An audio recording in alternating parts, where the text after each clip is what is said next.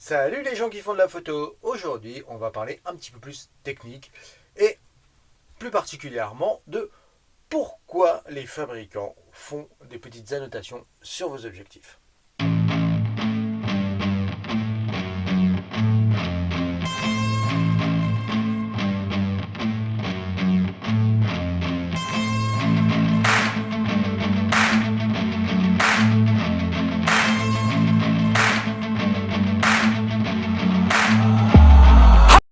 À quoi servent tous les petits repères que vous avez sur les objectifs. Que vous preniez un objectif ancien tel que celui-là, un Canon FD 50 mm ou un Canon EF, vous avez des indications à ce niveau-là.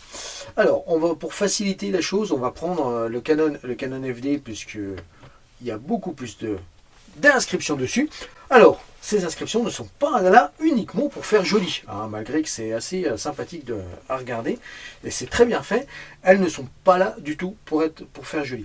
Alors, la première chose, ici, quand vous regardez votre objectif, hein, là, donc vous avez normalement votre boîtier qui est ici, la première chose que vous avez, c'est votre bague de mise au point. C'est la bague la plus importante à connaître de votre objectif.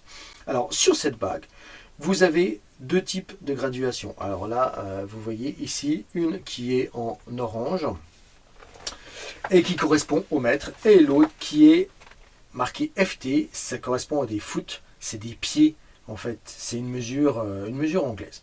Donc, eh ben, en fait, là, ça correspond à la mesure que vous allez avoir, votre distance en mètres, par exemple, si vous prenez les mètres, votre distance entre votre film qui se trouve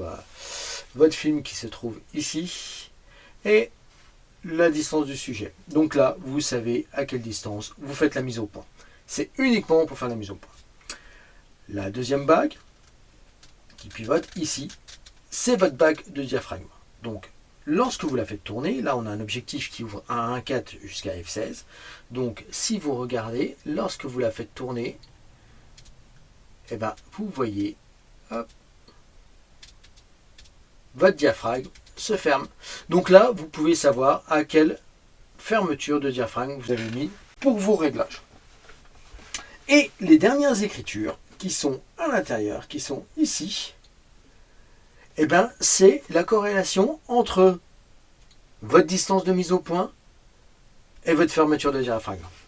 Alors, je m'explique. Vous avez le trait orange. Donc si vous vous mettez par exemple sur 2 mètres, 2 mètres à 1,4, vous êtes net uniquement à 1,4.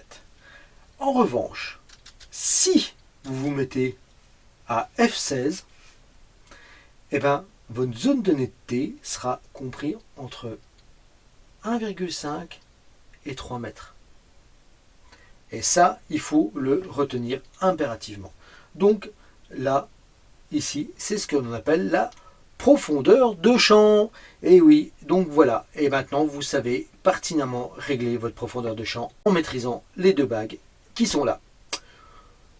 Donc voilà, j'espère que cette petite vidéo vous aura plu. Si c'est le cas, abonnez-vous, c'est sympa. Mettez un petit commentaire, c'est sympa aussi. Si ça vous a pas plu, mettez un petit commentaire aussi pour savoir pourquoi, si je n'ai pas été assez loin ou pas assez clair.